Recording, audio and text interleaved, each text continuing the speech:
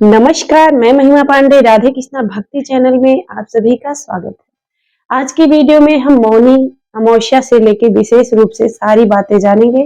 मौनी अमावस्या पे तुलसी पूजन कैसे करना है, कैसे पीपल का पूजन करना है, कैसे स्नान करना है, दान कैसे करना है, पितरों की पूजा कैसे करना है, दीपदान कैसे करना है। तो ये सारी बातें हमारे जीवन में बहुत लाभकारी होती है। आप लोग रोना रोने लगते हैं कि हमारा भाग्य अच्छा नहीं है, हमारा कर्म अच्छा नहीं है।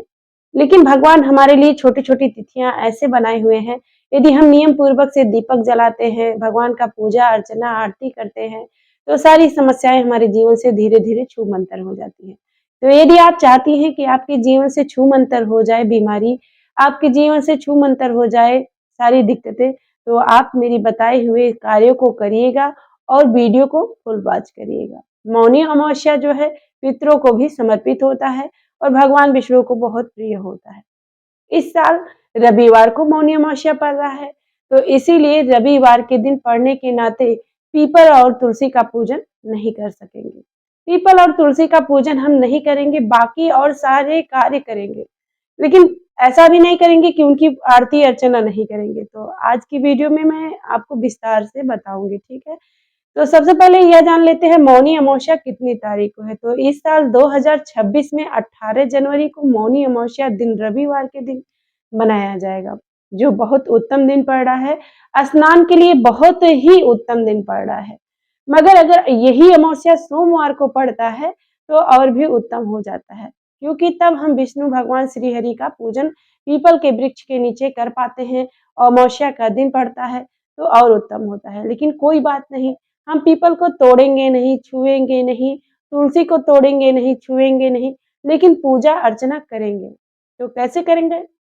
एक दिन पहले ही हम तुलसी के गमले को साफ कर लेंगे और एक दिन पहले ही अगर हमारे गमले में पीपल का वृक्ष है तो घर पे ही साफ कर लेंगे। अगर हम बाहर जाके दीपक जलाते हैं, आरती करते हैं, तो दूर से ही हम जाएँगे, पीपल के वृक्ष के नीचे जाएँगे, दूर से ही दीपक दिखाएँगे, आरती करेंगे, पर उनको टीका नहीं करेंगे, यानी कि पीपल के वृक्ष को छूना नहीं है, ठीक है? परिक्रमा कर लीजिएगा, आरती कर लीजिएगा।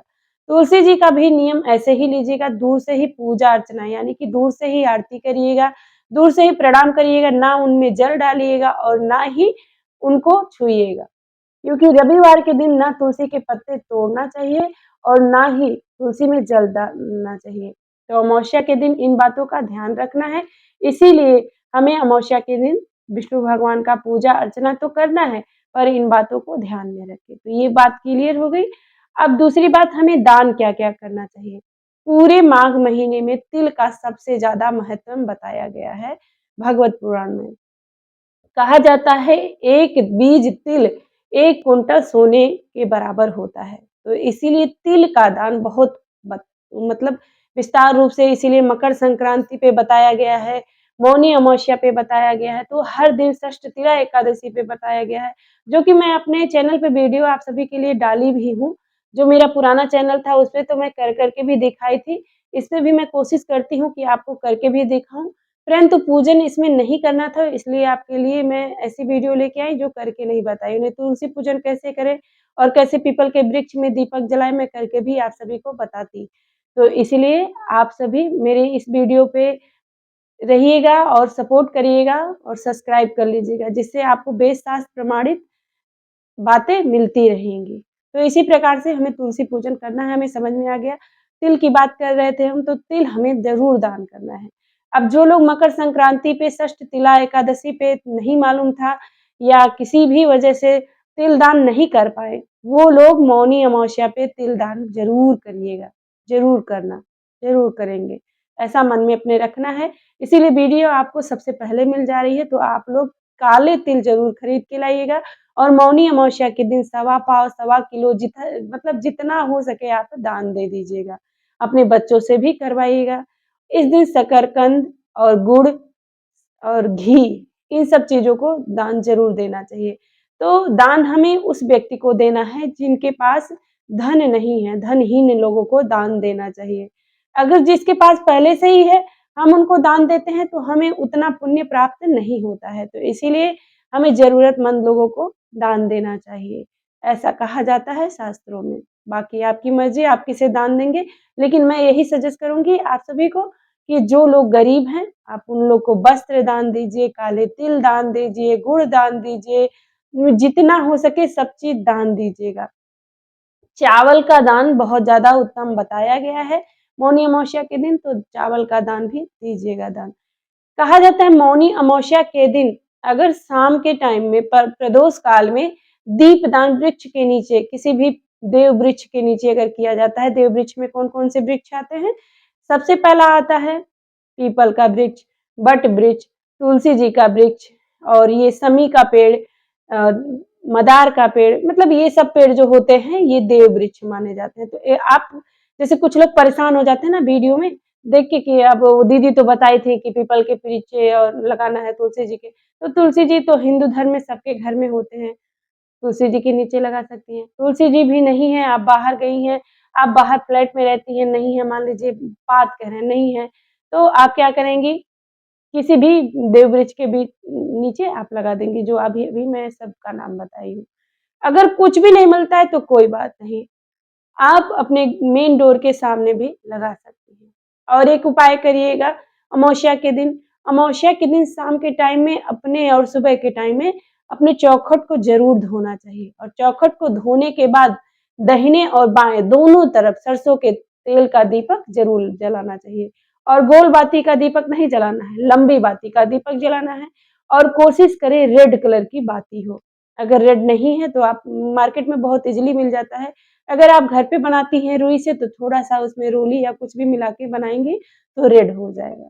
इसलिए कहा जाता है क्योंकि अमावस्या के दिन भगवान विष्णु बहुत प्रसन्न मुद्रा में रहते हैं और यदि हम सरसों का तेल का दीपक जलाते हैं घर के बाहर तो इससे भगवान विष्णु प्रसन्न होते हैं।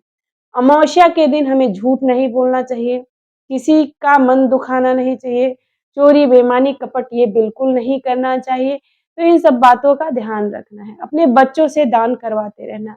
वैसे तो हर अमावस्या अपने-अपने में खास होती है, परंतु मौनी अमावस्या इसलिए खास बताई गई है कि इस दिन हमें मौन रह के कुछ देर तक नाम जाप करना चाहिए। तो मौनी अमावस्या पे आप पूरे दिन न मौन रह पाएँ तो सुबह के कुछ समय तक आपको मौन रहना चाहिए, यानी कि जितने देर आप पूजा करते हैं, उतने समय आप मौन रह के राधा राधा, ओम नमो भगवते वासुदेवाय नमः, किसी भी मंत्र का आप जाप कर सकते हैं, नाम जाप कर सकते हैं, राम राम राम राम, कुछ भी आप मतलब नाम जाप करिएगा। कहने का अर्थ है कि आप अपने मन को, इंद्रिय को शांत करके एक आसन लगा के और भगवान का नाम मौन तरीके से लीजिएगा। तो आप सभी को मौन रह के ही पूजन पाठ करना है, मौन रह के राधा राधा ओम नमो भगवते वासुदेवाय नमः इस मंत्र का या महामंत्र का हरे राम हरे कृष्ण कृष्ण कृष्ण हरे हरे, तो कोई भी एक मंत्र का जाप अपने मन में करना है, मुंह से बोल के नहीं करना है। मैं हमेशा कहती हूँ मुंह से बोल के करिएगा ना, लेकिन आज कह रही हूँ कि आप मन में करिएगा। इस अमावस्या का नाम ही मौनी अमावस्या है, तो आप शांत होके मौन रह के जाप करिएगा, बड़ा ही लाभ मिलेगा। तो आप मन को ध्यान में लगा के, भगवान को ध्यान में लगा के अपने तीसरे नेत्र से भगवान का दर्शन करिएगा। यदि आप ऐसा करते हैं तो आपको पूरे साल शांति मिलेगी, आपको पूरे साल एक अलग-सा ऊर्जा मिलेगा, ऐसा लगेगा कि कोई है आपके साथ, जो आपके साथ हर पल चलता है। तो इसीलिए मौन होके भगवान को याद करिएगा और जो भी आपकी समस्याएँ हैं, वो समस्याएँ आप कह दीजिएगा भगवान से, जिससे भगवान आपकी हर इच्छा को पूरी कर दें। तो यही सब हमें मौनी अमावस्या पे करना होता है। आप चाहें तो ब्राह्मणों को भोजन भी करवा सकते हैं, कन्याओं को भोजन करवा सकते हैं और गरीबों में अन्नदान ज़रूर कर लीजिएगा। तो ये सब कार्य अगर हम करते हैं मौनी अमावस्या पे और हर अमावस्या पे अपने मेन डोर के चौखट पे दीपक जलाते हैं, तो इस बात का ध्यान रख के हम अपने बुजुर्गों के तरफ, मतलब जो हमारे घर में नहीं है, जिनका तस्वीर हमारे घर में लगा हुआ है बुजुर्ग का, तो उनके तस्वीर पे अगर हम सफ़ेद फूल माला लाके चढ़ाते हैं और उनको स्नान करवाते हैं, यानी कि किसी भी वस्त्र से पोंछते हैं और पुष्प चढ़ाते हैं, धूप-दीप दिखाते हैं, तो इससे भी बड़ा लाभ होगा। अब कुछ लोग पूछते हैं कि मंदिर में बुजुर्ग का फोटो रख सकते हैं कि नहीं? तो देखिए मरे हुए मृतक लोगों का फोटो जो है हम मंदिर में नहीं रखते हैं। दक्षिण साइड में अपने किसी भी जगह पे अपने घर में आप लगा सकते हैं। तो किसी भी जगह आप लगा दीजिएगा पर मंदिर में नहीं रखा जाता है। कहा जाता है भगवान और गुरु जो होते हैं वो अलग होते हैं और जो हमारे पूर्वज होते हैं वो अलग होते हैं।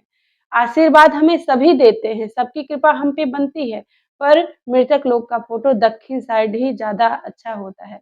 तो ये सब उपाय आप सब कर लीजिएगा और आपको कुछ जानकारी चाहिए तो कमेंट बॉक्स में ज़रूर लिखिएगा। मैं आपके कमेंट का रिप्लाई बहुत जल्दी देने की कोशिश करूँगी। मिलते हैं अगली जानकारी के साथ, तब तक के लिए नमस्कार। जय श्री कृष्णा, राधे राधे।